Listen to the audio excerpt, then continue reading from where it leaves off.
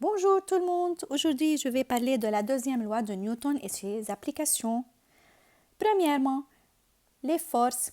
On a force à distance, action mécanique exercée par un objet sur un autre à une certaine distance, et force de contact aussi, c'est une action mécanique exercée par un objet sur un autre en contact.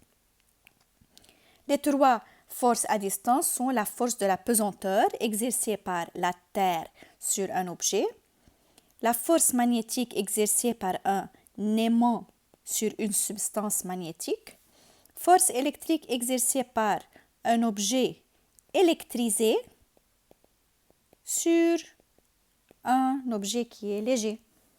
La réaction de support, c'est une force de contact. Elle est exercée par le support sur l'objet. Elle est perpendiculaire au support, dirigée vers le haut. On a la tension du fil ou bien tension du ressort. Et on a la force de frottement exercée par le support sur l'objet. Passons maintenant à un exemple.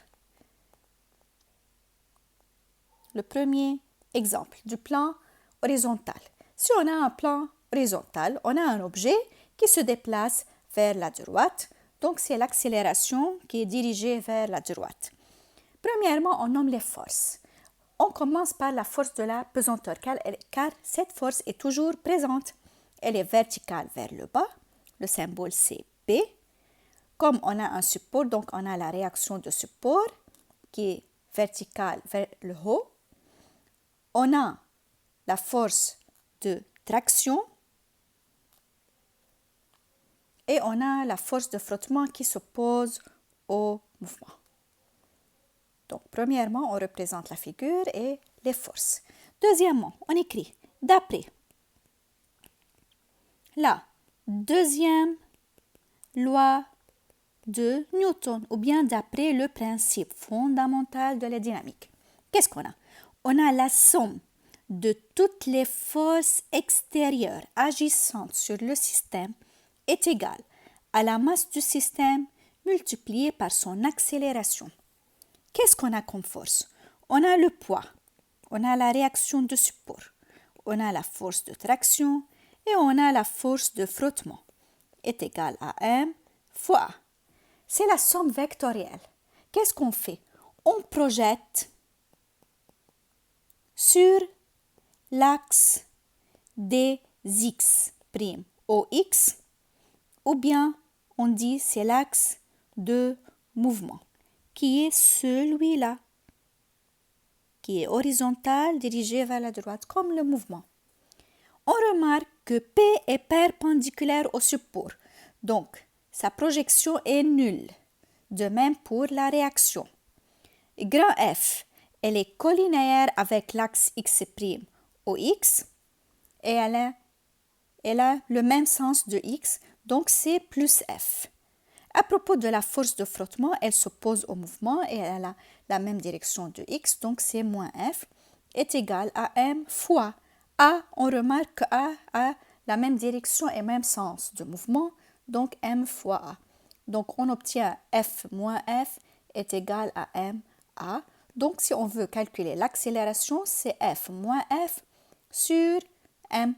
On utilise toutes les grandeurs dans le système international. A s'exprime en mètres par seconde carré, les forces en newton et la masse en kilogrammes. Supposons qu'on veut trouver la valeur de la réaction du support. On remarque que sa projection sur l'axe des x est nulle. Donc, on projette maintenant sur l'axe des y, qui est perpendiculaire à l'axe des x et dirigé vers le haut. On projette l'équation 1. À propos de P, c'est négatif. Elle est dirigée vers le bas, tandis que l'axe des y est dirigé vers le haut. Donc, moins P plus R plus 0 moins 0 égale M fois A. Remarquons que A est perpendiculaire à l'axe des Y, donc aussi c'est 0, comme les deux forces F et F. Donc, on obtient moins P plus R égale à 0, donc R égale P, qui est M fois G. Aussi les unités dans le système international. Maintenant, si on prend un plan incliné, faisons un angle alpha avec l'horizontale. Supposons que l'objet se déplace vers le haut. Il ne peut pas se déplacer vers le haut sans force de traction. On commence par la force de la pesanteur, qui est le poids du système, la réaction du support, qui est perpendiculaire au support dirigé vers le haut, la force de traction, qui est F, et petit f, qui est la force de frottement qui s'oppose toujours au mouvement. Maintenant, on applique la deuxième loi de Newton d'après le principe fondamental de quoi? De la dynamique. Dynamique, c'est-à-dire étude des forces. Qu'est-ce qu'on a? La somme des forces extérieures agissant sur le système est égale à la masse du système multipliée par son accélération. Qu'est-ce qu'on a comme force? Le poids, la normale, grand F et petit f est égal à m multiplié par a. Nommons cette équation 1. Maintenant, on projette sur l'axe x'(OX) ou bien axe de mouvement, qui est celui-là. x'(OX). À propos de P, on remarque que la projection de P est négative, c'est Px.